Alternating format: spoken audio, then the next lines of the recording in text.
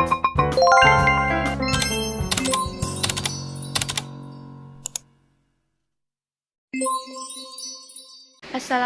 warahmatullahi wabarakatuh. Perkenalkan, nama saya Fadila Anwar, NPM 1905170032 dari kelas 6A Akuntansi Pagi, dengan dosen pengampu Ibu Heni Zurika Lubis, SE MSI. Di pertemuan kali ini, saya akan membahas mengenai laporan keuangan dan laporan keuangan audit. Pertama, saya akan menjelaskan mengenai pengertian laporan keuangan. Secara umum, laporan keuangan adalah laporan yang berisi pencatatan uang dan transaksi yang terjadi di dalam bisnis, baik transaksi pembelian maupun penjualan, dan transaksi lainnya yang memiliki nilai ekonomi moneter. Biasanya, laporan ini dibuat dalam periode tertentu. Penentuannya ditentukan oleh kebijakan perusahaan, apakah dibuat setiap bulan atau setiap 1 tahun sekali. Terkadang perusahaan juga menggunakan keduanya. Laporan keuangan dibuat untuk mengetahui kondisi finansial perusahaan secara keseluruhan, sehingga para stakeholder dan pengguna informasi akuntansi bisa melakukan evaluasi dan cara pencegahan dengan tepat dan cepat. Jika kondisi keuangan usaha mengalami masalah atau memerlukan perubahan, mengingat pentingnya hal itu, maka laporan ini harus dibuat dengan tepat, cermat, dan diperlukan pertanggungjawaban yang diserahkan secara mutlak kepada orang yang berkompeten di bidangnya, seperti seorang akuntan.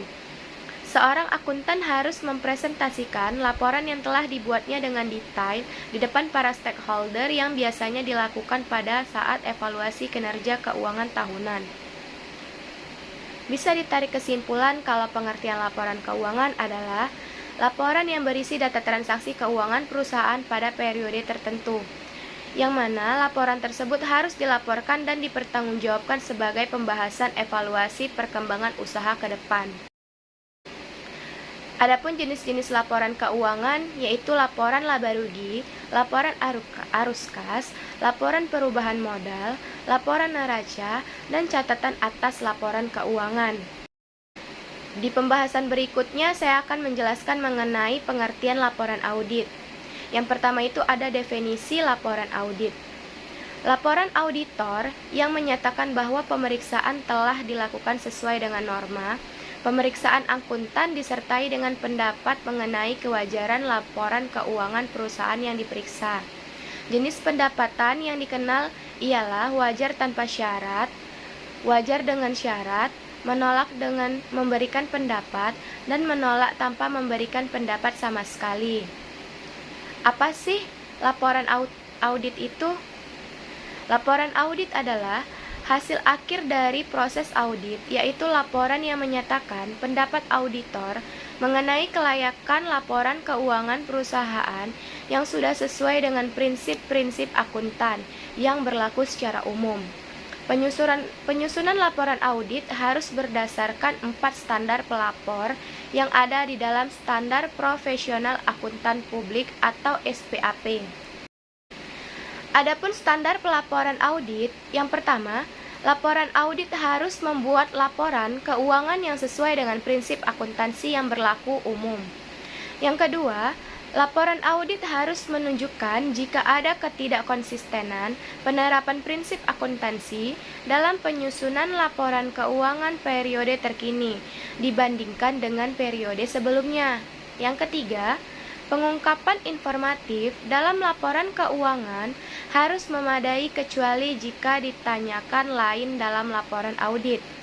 Yang keempat, laporan audit harus memuat pertanyaan pendapat mengenai laporan keuangan secara keseluruhan atau suatu asersi bahwa terdapat pernyataan yang tidak dapat diberikan jika pendapat secara keseluruhan tidak dapat diberikan, maka alasannya harus dinyatakan.